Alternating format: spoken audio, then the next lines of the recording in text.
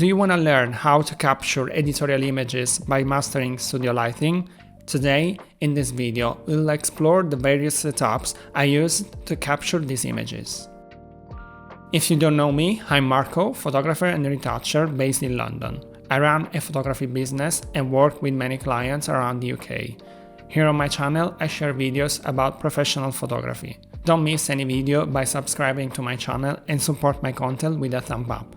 With this photo shoot, I aim to capture some editorial style photos, starting with beauty lighting setups and then exploring the use of colored lights and LEDs mixed with flash studio lights. I will provide some general tips on the types of light modifiers I used and also advice for creating your own setups.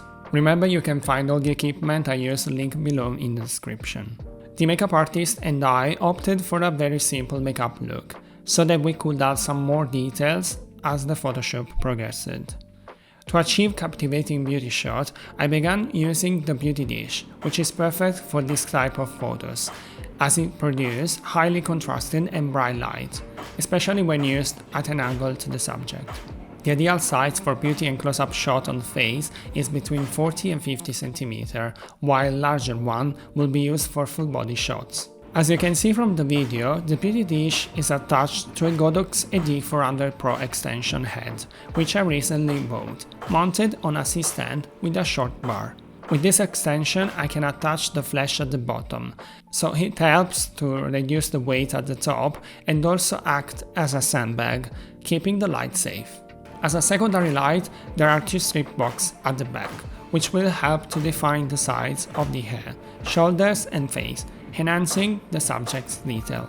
To create contrast, there is at the back one light, which is the Godox MS200, the cheapest studio flashlight on the market, which I often use and will discuss in a future video.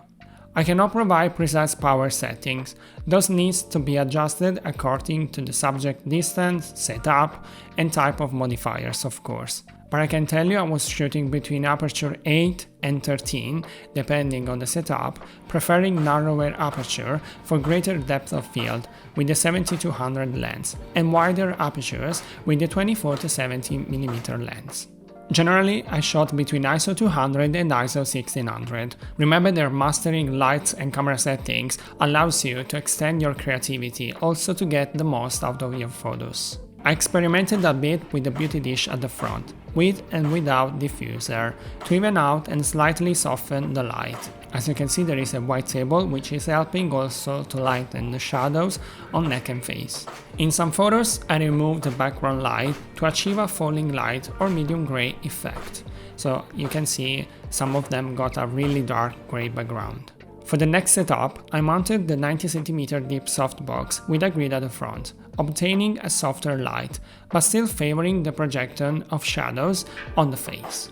Then I replaced the strip box of the secondary light on the right with a reflector and a 20-degree honeycomb grid, achieving a very sharp and hard light directed on the face. For some photos, I also used the strip box on the left, while for others I left it off, to achieve a setup with the opposite lights, where the main light comes from the left and the secondary light breaks the shadow from the right. This way we have a shadow light situation.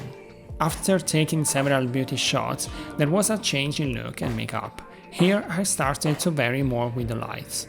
I took some photos with the same setup as before, simply raising the softbox, and then introduced continuous light, the RGB LED tube that I showed you in this video.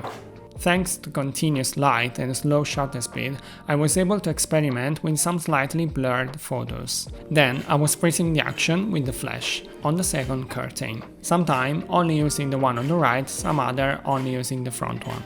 Here, of course, I was shooting at higher ISO and changed the lens to a 24-70mm before I was using a 70-200mm lens, because I needed more space and also I wanted to shoot between 35 and 50mm. I experimented with some poses and light combination, always using the tubular light as the primary light to achieve intense colors in the photos. At some point we wanted something more, so we decided to add reflective makeup on their face to achieve a brighter look and also a brighter effect in photos. To emphasize the effect, I kept using the LED light combined with a flashlight projector. That way I could project a circle on model's face and achieve a glamour effect. Before concluding, I wanted to take some more beauty shots using the 90cm softbox with a grid and a strip box, and I had requested additional highlighting makeup to achieve a glittery effect on the skin. Indeed, this is a photo taken with this setup, and it's my absolute favorite. The editing of these photos was very light, but I wanted to slightly play with the color grading panel, adding cyan tones in some photos to contrast the red and the orange tones in the photos.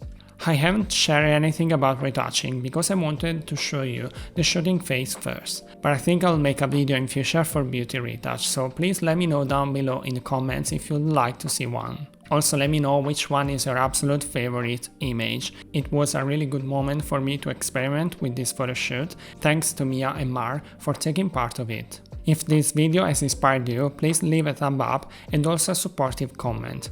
I invite you to subscribe to my channel to do not miss any new video. Remember to experiment and shoot beautiful photos. I'll see you in the next video. Ciao!